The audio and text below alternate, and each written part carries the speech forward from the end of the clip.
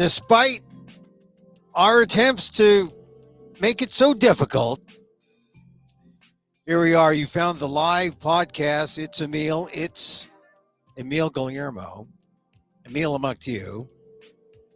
The home of the secret podcast, Emil Amok's Takeout, my takes on all things considerable.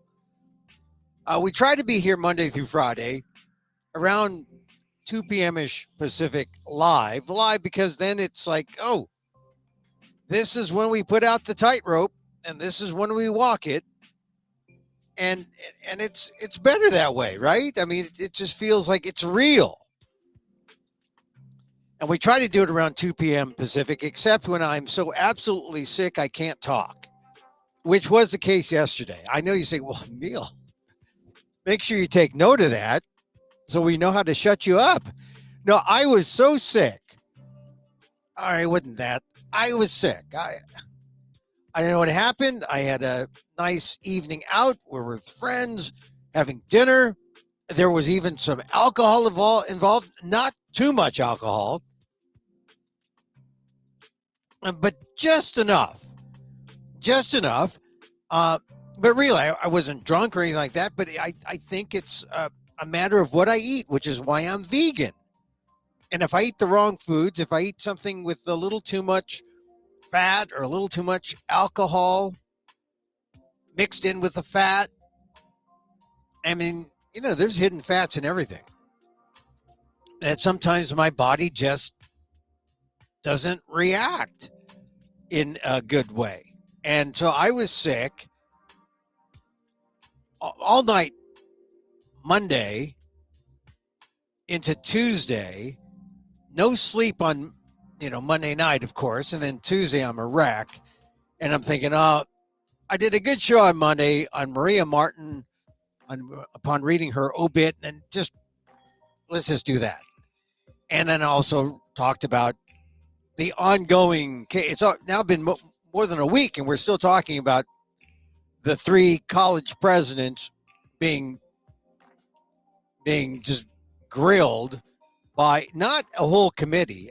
It was a whole committee, but the whole committee was Elise Stefanik, the extreme MAGA Marjorie Taylor Greene wannabe, grilling even the president of her own alma mater, whom she really doesn't like, Claudine Gay, president of Harvard, who, if you didn't know, she was the lone African-American woman.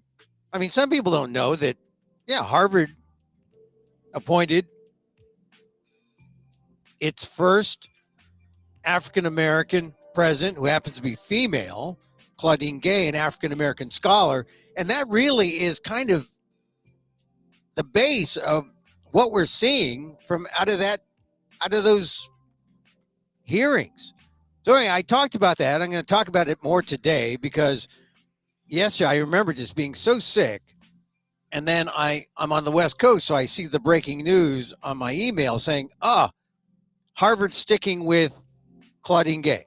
They were under pressure to fire her, to reprimand her, just to say, yeah, we believe with Stefanik, you're out of here. But no. To its credit, the Harvard board backed Claudine Gay, which they should. And still there's some fallout because some people still are pressuring her to resign. And they're saying, hey, look at all this. Look, she's a plagiarist, they say. That's serious. That's like the death sentence, right? I mean, that's a mortal crime, a mortal sin in academia. If you're plagiarizing, passing other people's work as your own, when all you really need is a quotation mark, or all you need is a citation, a misplaced citation. Well, now you know they're getting desperate when they're looking at decades old pieces of scholarship and saying, look, not only is she, lacking force on talking about anti-Semitism, she's also a plagiarist. And you see how this thing snowballs into just chaos, really. I mean, this is all from a hearing on anti-Semitism. And instead, what we really come away with is what I was saying all along. It was not a hearing on anti-Semitism. This was really the right's way to expose all of higher ed as this liberal bastion that's pushing an agenda that is bad for higher ed and bad for America. That's what this is about. And you know what that means if you're a MAGA type. It means everything that is about diversity, everything that is about affirmative action. That's what that hearing was about. That hearing was about diversity, equity, and inclusion, aka DEI. Now that's even a new thing for me. I mean, when I went back to teach as an adjunct about 5-6 years ago, first time I'd ever heard of DEI. DEI. I mean, I just knew it as a single term, diversity, but then they said, oh no, that's diversity, equity, and inclusion, and we have these offices, and this is a whole thing now.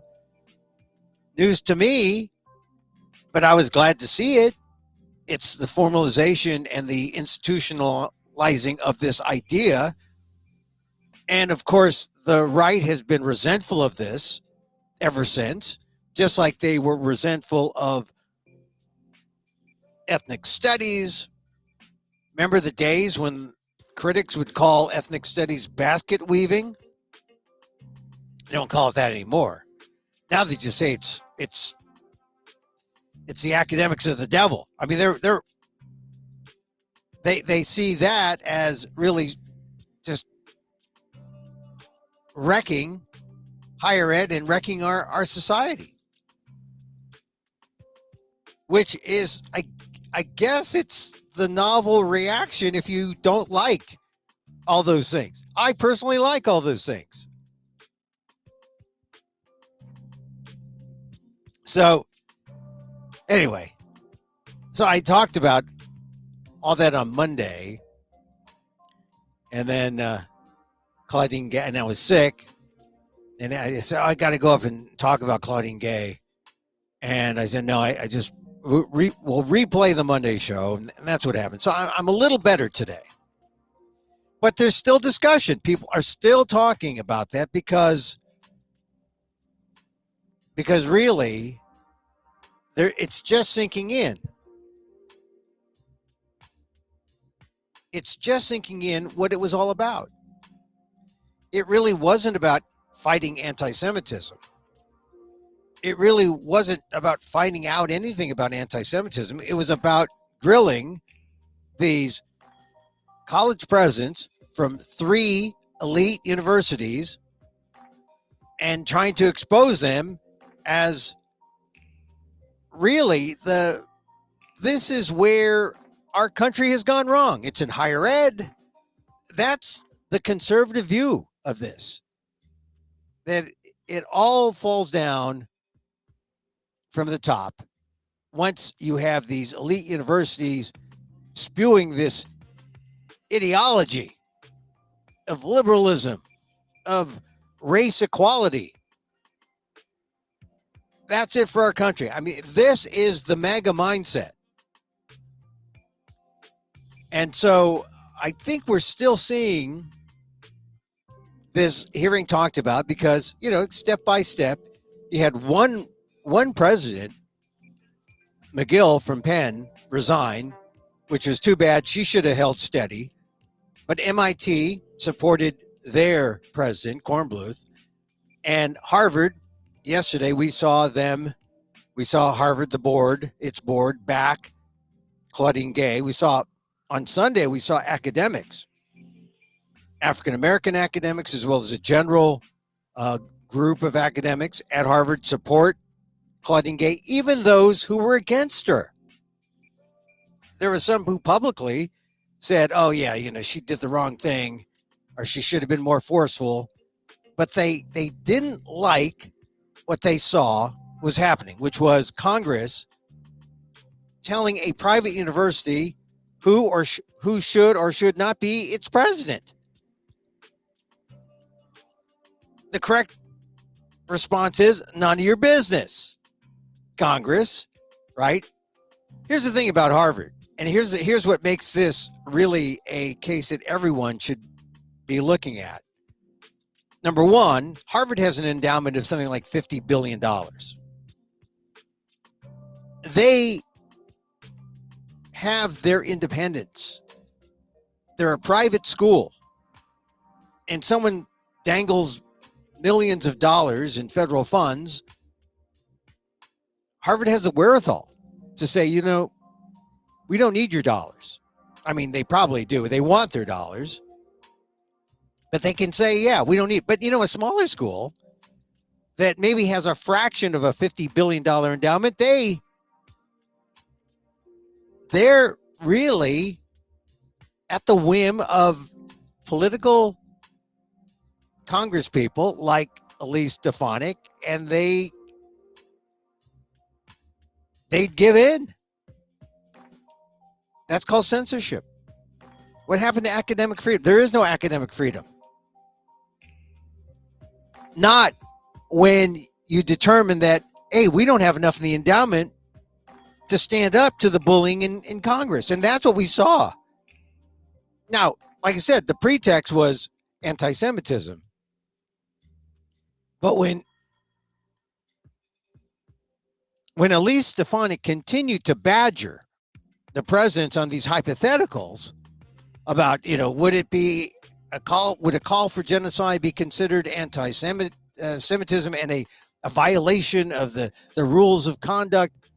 And the academics responded in the way that academics respond, which is, yeah, it depends on the context. And if you have something specific, we can go into that. But she wanted a blanket yes, no.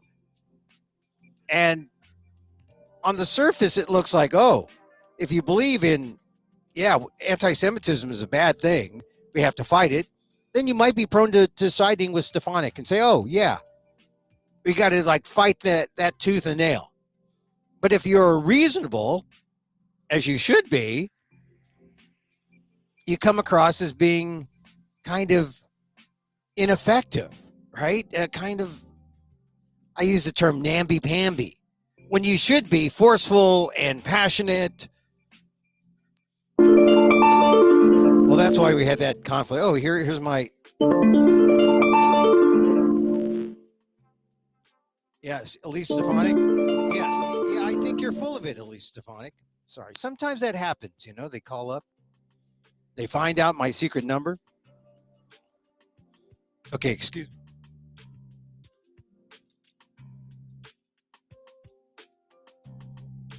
Like I said, I'm not totally well. I'm still a little... Am I under the weather? I'm not under the weather. I'm sniffly, a little sniffly. Anyway, so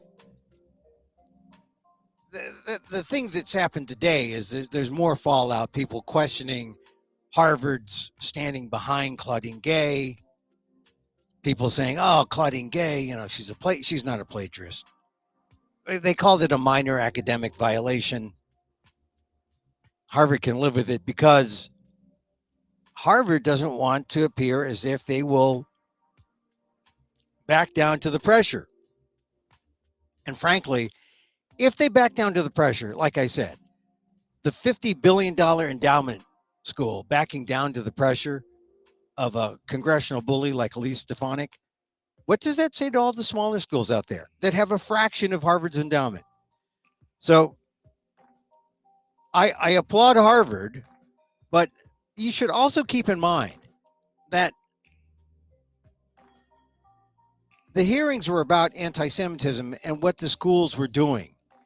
And maybe it would come out if you all heard 5 hours of testimony.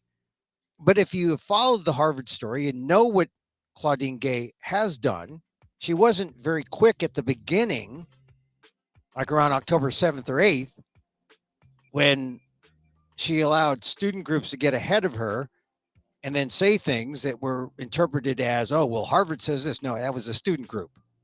That wasn't the official Harvard stance. But since then, she's talked to Jewish groups. She's talked to the other groups involved. She has come up with a plan that I think is worthy of being a model for other schools in their response. So, I mean, it's not like they're doing nothing. That's why I say there was another thing happening here at that hearing. And that was, let us expose the left-wing liberal ideology that's all for diversity, equity, and inclusion. And let's see how we see how bad that has hurt America. It's really a new anti-civil rights movement. That's what's being spawned. And I just heard something interesting. Jamie Raskin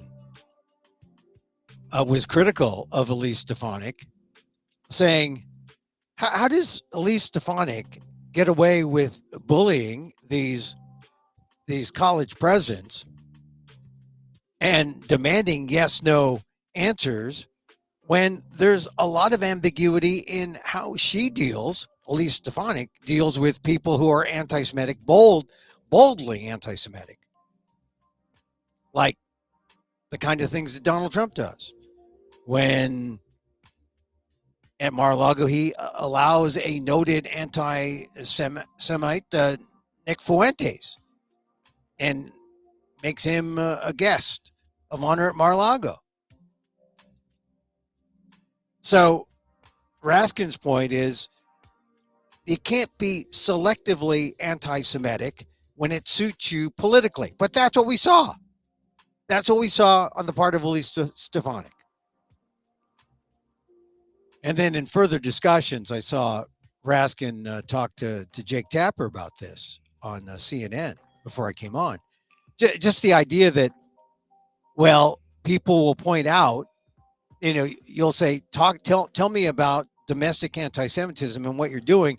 And then people like Elise Stefanik will say, well, Trump's not anti-Semite. Look, he moved the American embassy from Tel Aviv to Jerusalem, as if that kind of foreign policy thing does anything to address issues of domestic anti-Semitism. So once again, we're in, how do you define the issue? How do you define anti-Semitism?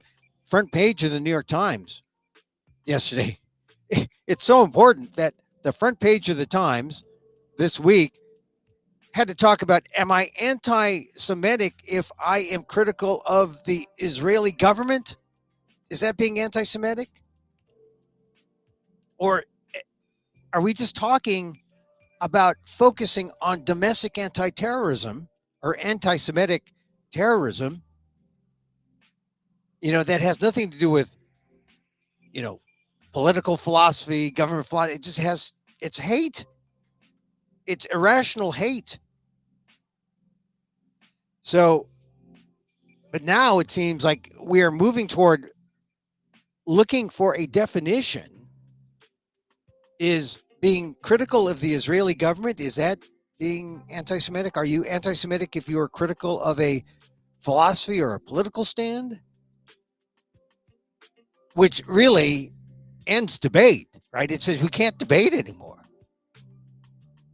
Because now it's seen as some kind of personal animus toward a race and a people. No, it's a disagreement over a policy, over a something that's written, a belief, but it's not an animus toward a whole people. It's not like calling for genocide. So once again, definition of terms, which is basic debate theory. We can't agree. So if we can't agree, then we're parallel communicating and not clashing. And the clash occurs when there's actual points. You can say, you say this, I say this. You say this, I say this. And maybe we can come to a conclusion where we can walk hand in hand off into the sunset. Oh, that's not going to happen. But really, this idea that the whole anti-Semitic talk, or trying to find a solution to anti-Semitism, trying to find a way to solve the rising instances of anti-Semitism on campus, it really, at some point, it became the pretext for a discussion, a bigger discussion on the right's distaste for the effort to end racial discrimination through diversity, equity, and inclusive, the DEI type of efforts that we see in campus. And we don't just see them on campuses now, right? We see them all throughout the workplace. But I swear, this is the beginning of a new movement to defund DEI in colleges, to get away from DEI at the workplace. If you have a DEI office at your workplace, I think their days are numbered. I mean, that's the political bent. That's the takeaway. That's the main takeaway from those college presidents' hearings.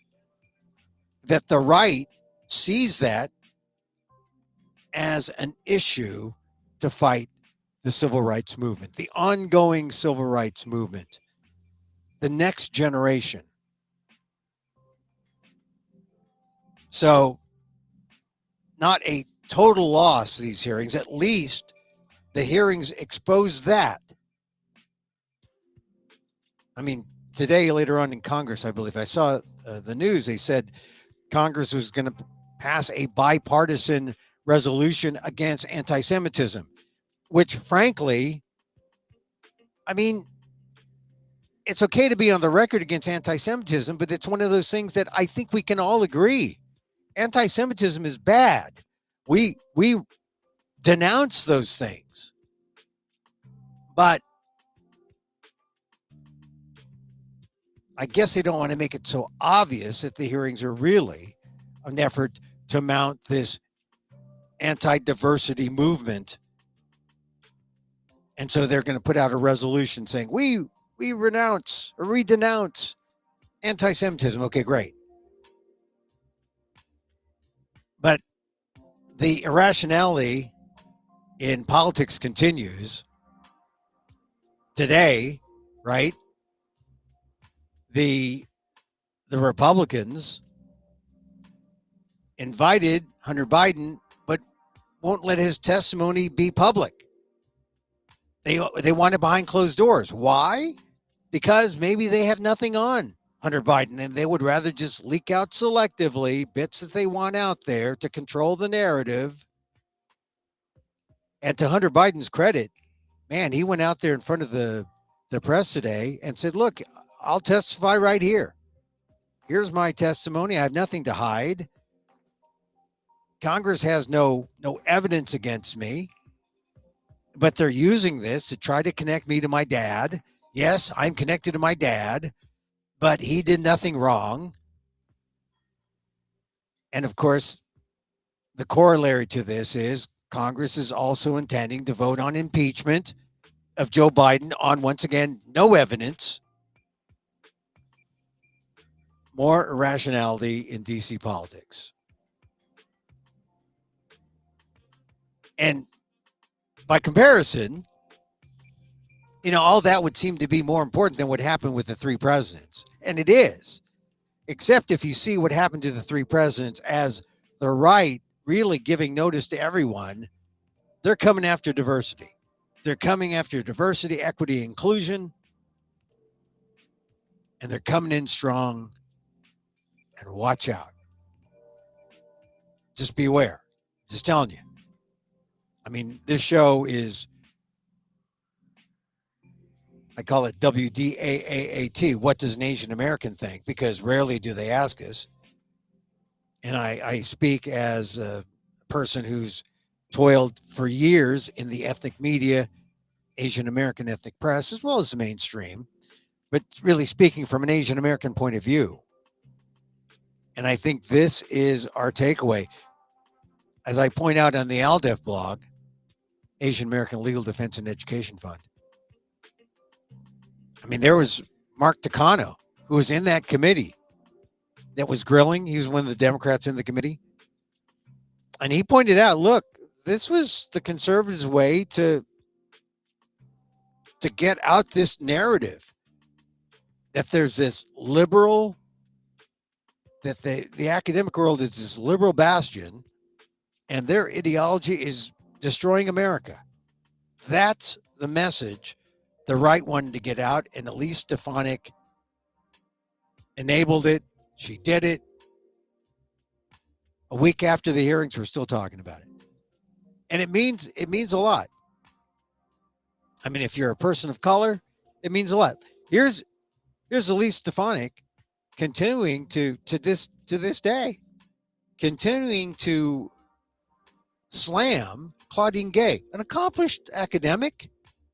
She has risen to the post of the first black president, female president. Not the first female president, but black, African-American female president at Harvard. And she comes at the right time because Harvard is dealing with the fact that for decades, they've had the names of slaveholders, adorning their buildings, that, the land that they're on, was once owned by natives who were like first Americans who were massacred and chased off. I mean, this is part of the reckoning. It is appropriate that Claudine Gay is the president of Harvard at this time. But, that the right-wing MAGA types can't stand that. So that's why we're seeing what we're seeing. It is the next generation of the anti-civil rights movement. It's coming. You see it puss up a little bit in those hearings. That's what it's about. Make no mistake. And it's going to get worse. So be prepared. All right. So Washington. All right. So we talked about Washington. Let's get Washington out of the way. Let's bring in something fun like sports. As I was recovering last night, thinking about other things and writing some things, the Warriors were playing the Phoenix Suns, and I decided I wasn't going to watch the Warriors because the Warriors disappoint me. As some of you know, I'm going through a kind of trial separation with the Golden State Warriors. I mean, they're my favorite team. I've seen them. I've watched them since I was a little kid. And I cannot stand to see them disintegrate from being champions just a few years ago to being really an awkward, dysfunctional team. And maybe it's because they have mostly all the same players, and those same players are old. And they want to be loyal, and they want to pay the players for their past efforts. And yeah, they should. But then they bankrupt the team. And, as much as I like Klay Thompson, man, he is not producing. As much as I like I used to like Draymond Green. And then I liked him less for the last couple of years. Certainly last year, I was pro Poole. Because I thought when Draymond is an adult, he's better than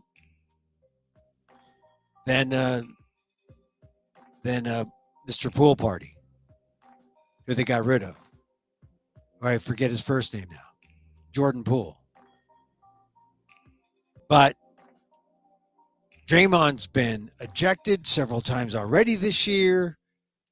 Season's like a third done, right? And last night I was looking at that video when he pretty much punches Yusef Nurkic. I mean, it's not even can you say I did it by mistake? No, it was a punch. So he's going to get suspended another 7 to 10 days. I've said this about Draymond, and everyone defends him each time. They say, oh, look, he plays with passion. We wouldn't win without him. Well, you're not going to win with him either. And I don't want to win his way if his way is dirty. I mean, the fact is, when your skills go, you resort to those things. A little extra physicality, a little extra fouling. And in the old days, it wouldn't be called against you. But now they're being called against Draymond Green. And who knows how long the suspension will be. He's going to be suspended for a number of games. But every time this happens, I come back around because he has one or two good games. I say, okay, Draymond's all right. But this time, I think I'm going to hold to my first impression. Something's wrong with Draymond Green, and he needs help. I mean, more important than whether or not the Warriors win, he needs help. And these are big guys. When you go to a game, I covered locker rooms, I covered sports. These guys are huge. They really are giants, right? They're abnormal, and they are on display with all their skills. And when things don't go right, when things go wrong, these guys need help. And I hope that the Warriors do something to help them besides throwing money at them. Lavishing money is not the point here. Draymond's been paid. The other guys in question on the team, Klay Thompson, he's not playing up to his best, his past. Andrew Wiggins isn't having his all-star year. It's just, what can you say? These guys aren't robots. They aren't machines. And so we're seeing the back end of a dynasty fall apart, and it's just sad. I can't bear it. And I'd like to see young players like Jonathan Kuminga and everyone's high on this Brandon Podziemski. He's good, but he's not totally the answer. Moses Moody, when he's good, I think he could be the answer. But I'll tell you, a lot of these young guys who were playing all a while, I mean, these young guys on the Warriors were benched, so the stars played. But the young guys on other teams who got the reps and who got the, they were playing every day. De'Aaron Fox, Tyrese Halliburton, all these guys who were playing for the Kings. Tyrese Halliburton's now playing for the Pacers. But, those are players the Warriors don't have. The Warriors don't have that generation. The young generation Warriors are struggling just to walk. So it's sad. It's going to be sad for Golden State Warrior fans. But sadder still, just on a personal level, for Draymond Green. He's got all the money.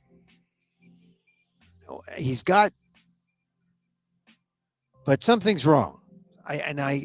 This is when you just hope that there's someone there to talk to him. Not necessarily a mental health professional, but a friend. Because this is one of those things that just spirals out of control. You can just sense it. The other thing spiraling out of control is the same thing. I mean, all the Bay Area teams are having this problem. The A's pick up and leave. I think they're going to stay. They have to stay a year before their new stadium is ready. But, the A's go and leave. The Sharks in hockey, they're terrible. The Warriors are going downhill. The Giants had a terrible season last year. They fired their manager, and they're going to go even worse still. I mean, they're not done yet. And the Shohei Ohtani thing really gets to me because the Giants rather had to do everything they could to attract Shohei Ohtani. They even, reports say, offered the same kind of contract, which is just unbelievable. $700 million to Shohei Ohtani, and he defers $680 million. Takes like 20. See, that's what I like to tell myself that all my salary, I'm getting paid 700, but it's deferred until the day after I die, so that no one gets it. Yeah, I've been working on deferred payment plan ever since. But I mean, a deferred payment. I mean, once you make a couple $1,000,000, the guy wants to eat, his ramen, his, I don't know, what does billionaire Japanese American athletes eat? A decent ramen, good poke, maybe a big poke bowl. But you could do a lot with 20 million. That's all you need. And then this is the thing you do. You say, okay, yeah, take the rest of that money and use it to pay other players so we have a great team. That is a kind of an Asian way of thinking, in a way, right? That, even some of the Warriors adopted that, when they had their championship teams, deferring money and, taking less, sacrificing so that more good players, because the way it works in athletics is your rookies have to be great because you're underpaying them. And then later on, when they become veterans, then you dump all the money on them. And then you have to replace them with good rookies again. And if you're off step, and instead of really good rookie beginning players, you get like so-so ones, then all your money is with the veterans because, they're owed something. But that only works in a championship way when your young players are getting paid nothing and they're really good. And that just hasn't been the case for the Warriors or for most teams. I mean, it is for the 49ers. They have a quarterback now they're paying nothing to, under $1 million. He was the last man drafted, Brock Purdy, last man drafted. That's why they called him Mr. Irrelevant. But they're not paying him a huge ransom. That they paid to the stars. But once you pay the stars, then you have no money left, and you got to hope that you find this diamond in the rough, these young rookies who are great, like Brock Purdy. Well, he's not a rookie anymore, like second year, third year. But the younger players, they're on, young player deals where you pay them nothing, and then, the bank is coming later, deferred for them. And that's the cycle. That's how it works in pro sports. But I don't know what's going to happen with the Giants because they've dangled these deferral deals and they can't find anyone good enough to attract to come to San Francisco. And I got to figure out, well, why is that? And one writer suggested, I think Farhan Zaidi said maybe we should have shown him some real estate outside of San Francisco so he doesn't get bummed out by, the look of the city. Because the city is quaint little neighborhoods. But what's really hampered San Francisco is if you go to the downtown areas and you see the homeless and you see the 2-3 blocks in the Tenderloin, and you go to Civic Center and you see, the encampments there, you say, well, what is this? Is this the whole city? No, it's not the whole city. It's not even the whole Bay Area. But that's kind of the idea. And I was talking to some friends this past week. They said, they went to some other state. And people were saying, you're from near San Francisco? Yeah. Oh, we're so sorry. There's so many homeless. It's so terrible. That is the narrative, the national narrative that's in people's heads. Now, I don't want to say that that's why Shohei Ohtani didn't come to San Francisco. But he's in L.A., and he's got the glamour, and he's Hollywood, and he's a big star. They've got Koreatown, Japantown. Things are happening down there. I'm sure he feels at home. And then he comes to San Francisco. San Francisco has a Chinatown and doesn't have a Koreatown to speak of, really. But, Japantown, seen better days. But, San Francisco. Shohei Ohtani could have been an attraction like the Golden Gate Bridge. They should have pushed for it. And apparently they did. But in the end, Shohei would rather be in Southern California. Sad for San Francisco sports teams because they have lost to every major free agent the last couple years. Aaron Judge, Carlos Correa. Everyone said no. I'm hurt as a native San Franciscan. I'm hurt by this. But this is the reality. We were able to lure a rookie superstar named Buster Posey from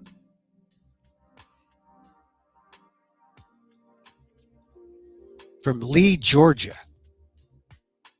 Now, I've been to Lee, Georgia. San Francisco is so much better. So maybe that's it. They got to wait for the next Buster Posey, the next person from Lee, Georgia, or something. I don't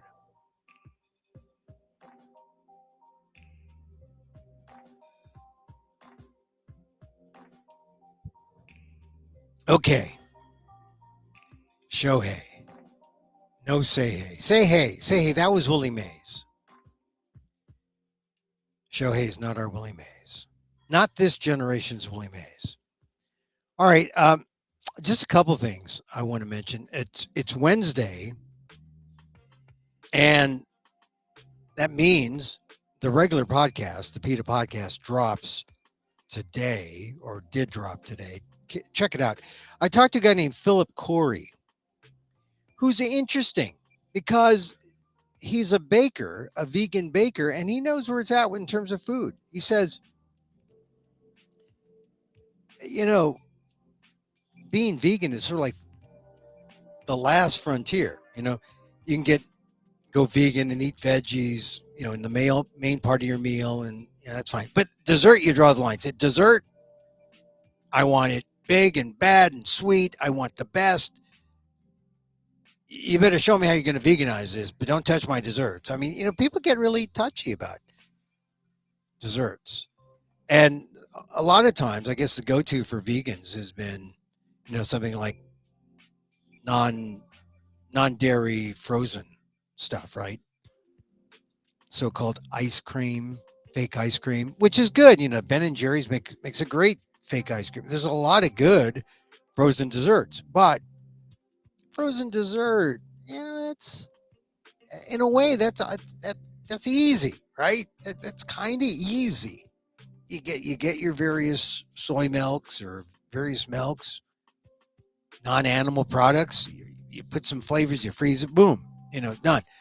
But you can have dessert excellence, and Philip Corey tells you how. He's written a new book, and he talks about it on the PETA podcast. And he mentions a tiramisu. Now, I am a tiramisu fan. I don't know about you. I just, someone mentions tiramisu, and I say, oh, gotta have that. And if you shop at Costco, you look at every now and then they'll have the tiramisu out, and you look at it. But tiramisu is not vegan, generally. But Philip Corey makes a vegan tiramisu, and can't wait to try to make it, concoct it, and see how it tastes. His theory is that we have all the ingredients in our pantry to go vegan, but we take shortcuts. Instead of butter, we use margarine. We're still using shortcuts. We still use oil, but using reformulations, chemical reformulations, he finds a way. And basically, right, he's just going to make things sweet. That's the key to dessert. So check it out, the PETA podcast, my interview with Philip Corey, where he talks about vegan baking. And now, one thing I'll share with you. He said this. He's like one of the head bakers at Harrods in London. He said they had a dish, or had a moussey mango thing. and they said it was vegan. And they put it on display. It didn't sell. And then they changed the marketing, changed the branding, said, oh, here's this moosey, mango-y thing in small letters after the lead said, oh, good for vegans. And it was in the top 10. So there's a real vegan reluctance when it comes to desserts. It's like, hey, take away my meat. I'll eat the tofu, but in desserts, I want the real deal. Well, Philip Corey says you can have the real deal. So check out the PETA podcast and check out his new book, wherever books are sold. Don't have the name of it off. I guess you're just going to have to go to the PETA podcast. All right, that's it for today. Like I said, yesterday I was totally under the weather. I mean, I was just like, I was just in a daze after, I don't know what it was. It's just my body wasn't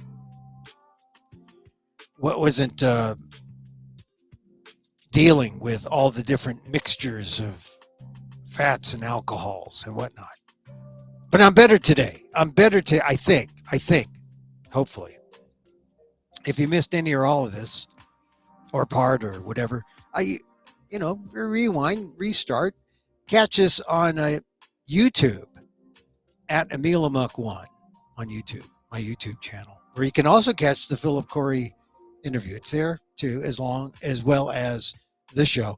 Also, you can catch this show on FB, facebook.com/EmilGuillermo.media. Also, you can see some other past shows on amok.com. Still trying to work out some things there with the site. But that's where we are. We're here Monday through Friday, 2 p.m. Pacific live. We like to talk about the news, talk about what's on my mind. God, Draymond Green, I like Draymond. But I think he lost me about 3 years ago. The punch. All right, that's 2 years ago. But 3 years ago, when they won the champ, I still wasn't a Draymond fan. But I'm telling you, the Warriors have to do so. I love I used to watch the Warriors when I was a kid at Civic Center. I'd see Nate Thurman and Rick Barry and those teams. And Stephen Curry I love, but Stephen Curry, I don't know. Stephen Curry's going to have to be loud. He's going to have to be a loud leader. Going to have to do something. All right. So we like to close the show with a little meditation. Because meditation, everyone's meditating now. Even those who look like they wouldn't know a meditation pillow from a couch potato. A meditation pillow from a Cabbage Patch doll. A meditation pillow from... Okay, you get the idea. Everyone's meditating. Everyone's being mindful. So let's be mindful. I like to use a little loving kindness meditation to close, because it's a reminder that it all begins with self-love. And then when you can love yourself, you can love others.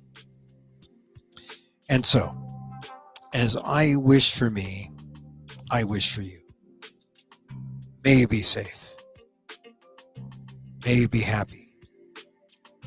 May you be healthy. And may you live with ease. Emil Guillermo here. Till next time. Mahal Kita.